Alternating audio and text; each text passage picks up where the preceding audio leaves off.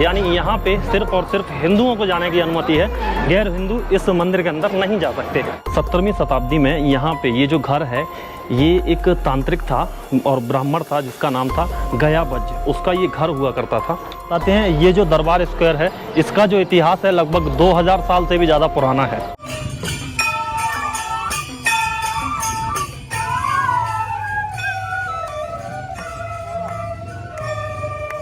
Good morning दोस्तों, कैसे हैं आप सभी। आई होप कि आप सब अच्छे होंगे। एक बार फिर से आप लोगों का स्वागत है। अभी फ़िलहाल मैं हूं नेपाल में और नेपाल की राजधानी काठमांडू में हूं मैं।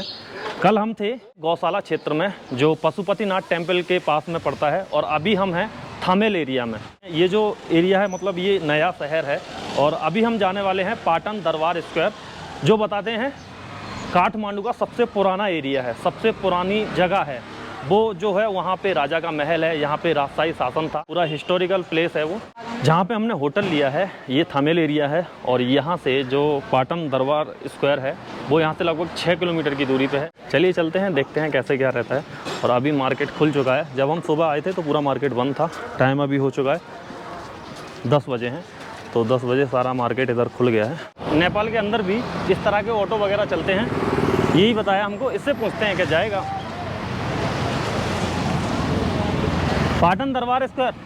कितना आदमी? हम दो हैं। हम तो मतलब रिजर्व करके जाना होगा। ये कह रहे हैं रिजर्व जाएगा, लेकिन हमको वहाँ बताया गया है कि ऐसे भी जाते हैं वहाँ पे। वो मंगल वाले जाते हैं, मंगल बाजार वाले ना। ऑटो हमको मिल गया है, हम ऑटो के अंदर बैठ चुके हैं। ये यहाँ से मंगल बाजार तक जाएगा और मंगल बाजार से थोड़ी सी दूरी पे ही है पाटन ढोका, जिसको पाटन स्क्वायर के नाम से जानते हैं। कुछ इस तरह के ऑटो होते हैं यहाँ पे। ये पीछे हमको बिठा दिया है। अपने यहाँ दूसरे तरह के होते हैं, अपने यहाँ जो विक्रम ऑटो चलते हैं ना, सेम उसी प्रकार के यहाँ पे ऑटो होते हैं। अभी हम लोग पहुँच गए हैं पाटन दरबार स्क्वायर का जो एरिया है वहाँ पे। पीछे अगर आप देख रहे होंगे तो यहाँ पे हेरिटेज बिल्डिंगें आप लोगों को दिख रही होंगी, बहुत पुरानी बिल्डिंगें हैं। जिस हिसाब से हमको बताया गया था कि ये काठमांडू का सबसे पुराना मार्केट है, पुराना मार्केट का एरिया है, तो उस हिसाब से लग रहा है। क्योंकि यहाँ पे जो दुकान वगैरह बनी हुई हैं, जो घर वगैरह बने हुए हैं, काफ़ी पुराने घर हैं, बहुत पुरानी बिल्डिंग बनी हुई हैं।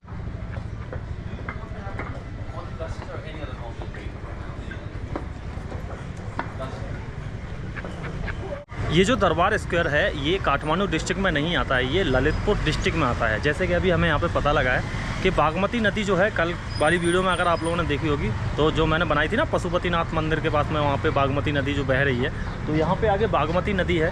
बागमती नदी से बताते हैं इस साइड ललितपुर डिस्ट्रिक्ट लगता है और उस साइड में काठमांडू डिस्ट्रिक्ट लगता है। तो काठमांडू यहाँ से जहाँ पे हम रुके हुए हैं वो यहाँ से मात्र 6 किलोमीटर की दूरी पे है, लेकिन ये जो स्थान है ये ललितपुर डिस्ट्रिक्ट में आता है। यहाँ पे बताते हैं कि मल्ला राजा रहा करते थे और इसको बनाने का जो श्रेय है वो मल्ला राजा को ही जाता है।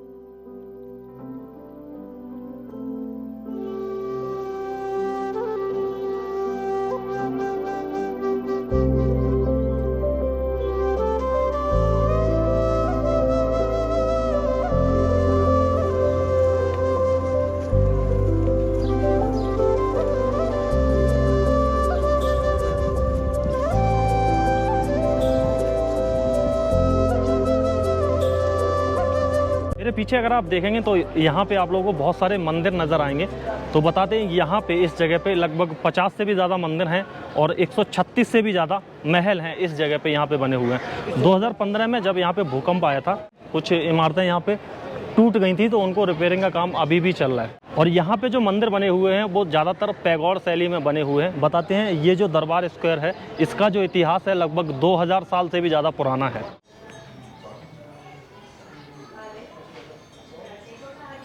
ये जो जगह है ये मूल चौक है, जैसे हमने वहाँ पे लिखा हुआ देखा था ना, मूल चौक के नाम से इसको जानते हैं।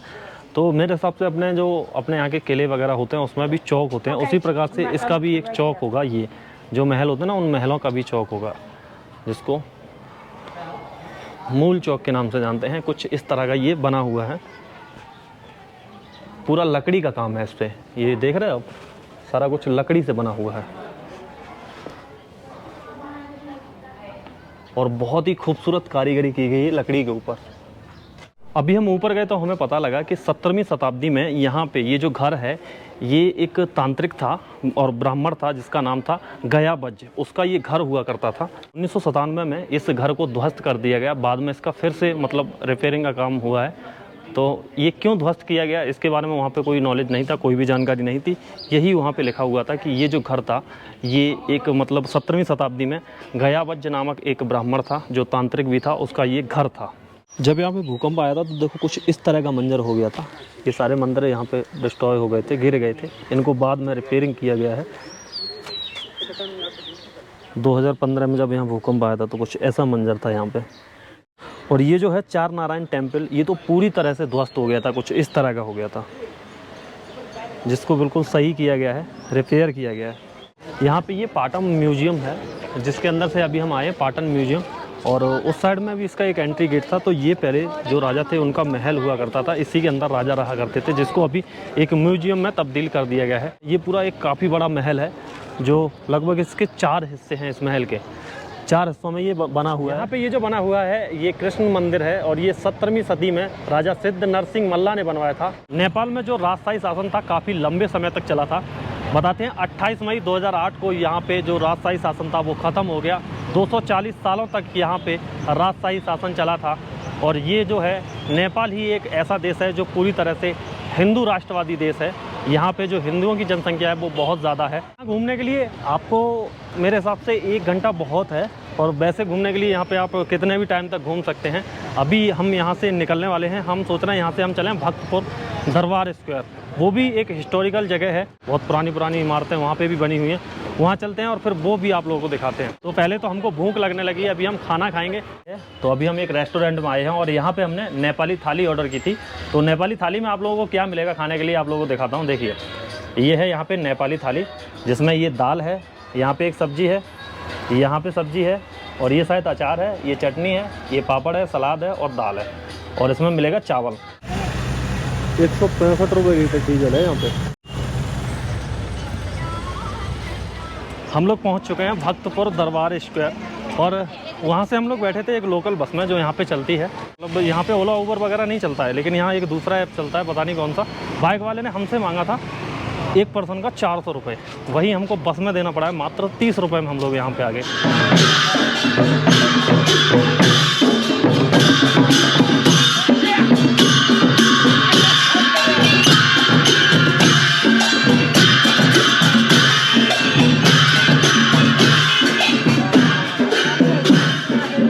यात्रा किस चीज़ की निकल रही है ये यात्रा किस चीज़ की निकल रही है?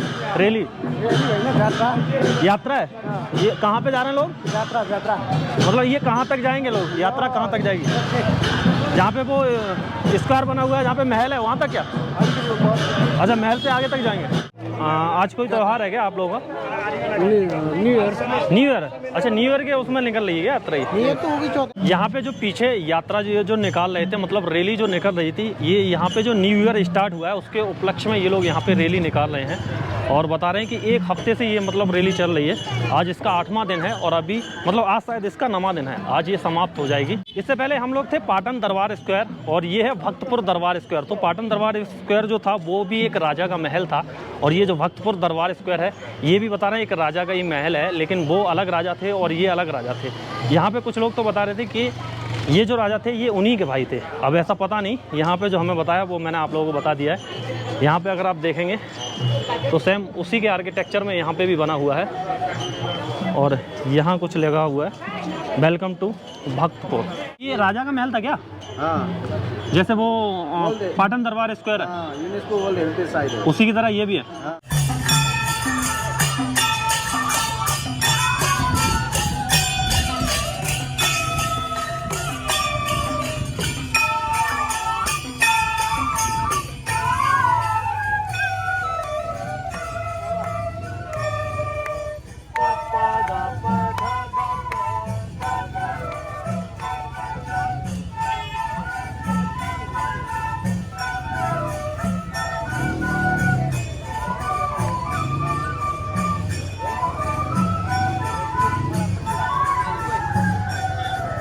दरबार स्क्वायर में एंट्री करने के लिए हमें यहाँ पे टिकट लेना पड़ता है। यहाँ पे जो इंडियन के लिए जो टिकट है वो है 500 रुपये का। नेपालियों के लिए यहाँ पे बिल्कुल फ्री है और जो अदर यूएस कंट्री से जो आते हैं उनके लिए 1800 रुपये का टिकट है। ये जो यहाँ पे लिखा हुआ है 1800 रुपये का टिकट है। 500 रुपये का टिकट जो है वो सार्क कंट्री के लिए, जिसमें अफगानिस्तान, बांग्लादेश, भूटान, इंडियन, मालदीव, पाकिस्तान एंड श्रीलंका है।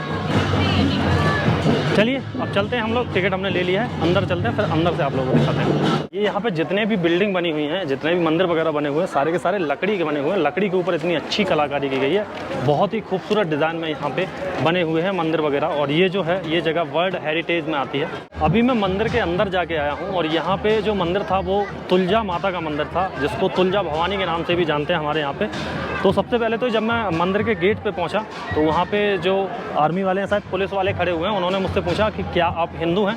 मैंने कहा हाँ मैं हिंदू हूँ। फिर उसके बाद उन्होंने मोबाइल वगैरह जो भी था वहाँ पे जमा करा दिया और उसके बाद उन्होंने अंदर जाने दिया। यानी यहाँ पे सिर्फ और सिर्फ हिंदुओं को जाने की अनुमति है, गैर हिंदू इस मंदिर के अंदर नहीं जा सकते। और ये जो मंदिर है, मंदिर के अंदर जो मूर्ति जहाँ पे रखी हुई है तुलजा माता की, तो वो मतलब बंद है, उसके जो द्वार हैं वो बंद हैं। बताते हैं वो सिर्फ दशहरे के दिन वहाँ पे खुलता है। दशहरे के दिन वहाँ पे बलि चढ़ाई जाती है, बलि दी जाती है। तो मैंने पूछा किसकी बलि दी जाती है, बता रहे थे वहाँ पे भैंसे की बलि दी जाती है दशहरे वाले दिन, और उससे पहले ये मंदिर नहीं खुलता है। हालांकि खुलता है कभी कभार, बता रहे कि तिथि वगैरह देख के, कोई तिथि अगर अच्छी पड़ती है तो उस टाइम पर ये मंदिर खोला जाता है। लेकिन अभी तो फिलहाल मंदिर बंद है।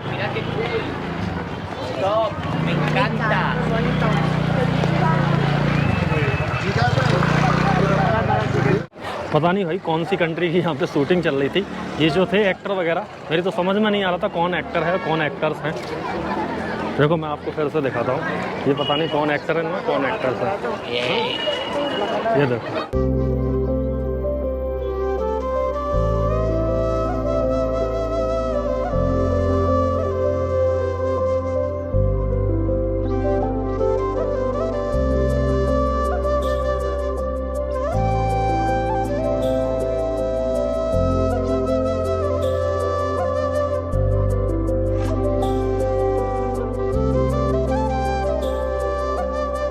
ये जो मेरे पीछे आप लोग ये बिल्डिंग आप लोग देख रहे हैं, इस बिल्डिंग के पास में ये जो लकड़ियाँ लगी हुई हैं, ये लकड़ी इसलिए लगी हुई हैं क्योंकि यहाँ पे जब 2015 में भूकंप आया था, तो भूकंप में ये जो इमारत है ये इसमें दरारें पड़ चुकी हैं। तो उसकी सपोर्ट के लिए, यहाँ रोकने के लिए इन लकड़ियों को लगाया गया है, जो काफ़ी मजबूत लकड़ी हैं। और भी यहाँ पे कई मतलब इमारतों में दरारें पड़ चुकी हैं, कुछ इमारतें यहाँ पे ध्वस्त हो चुकी हैं पूरी तरह से, तो उन पे अभी रिपेयरिंग का काम कर रही है यहाँ की गवर्नमेंट। अभी मैं जिस स्थान पे पहुँचा हूँ ये है भक्तपुर दरबार स्क्वायर, और ये भी सेम वैसे ही है जैसे पाटन दरबार स्क्वायर था, उसी की तरह ये भी यहाँ पे दरबार स्क्वायर बना हुआ है, जिसमें वहाँ पे राजा का महल था, यहाँ पे भी राजा का महल बना हुआ है। 1934 में यहाँ पे भूकंप आया था।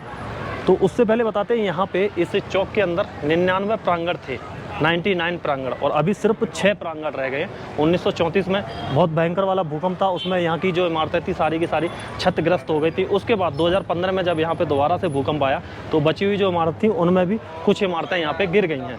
अभी सिर्फ और सिर्फ यहाँ पे एक प्रांगण टाइप का रह गया, आंगन टाइप का रह गया। बिल्कुल यहाँ पे अगर आप देखेंगे तो पूरा एक हेरिटेज शहर की तरह नज़र आता है।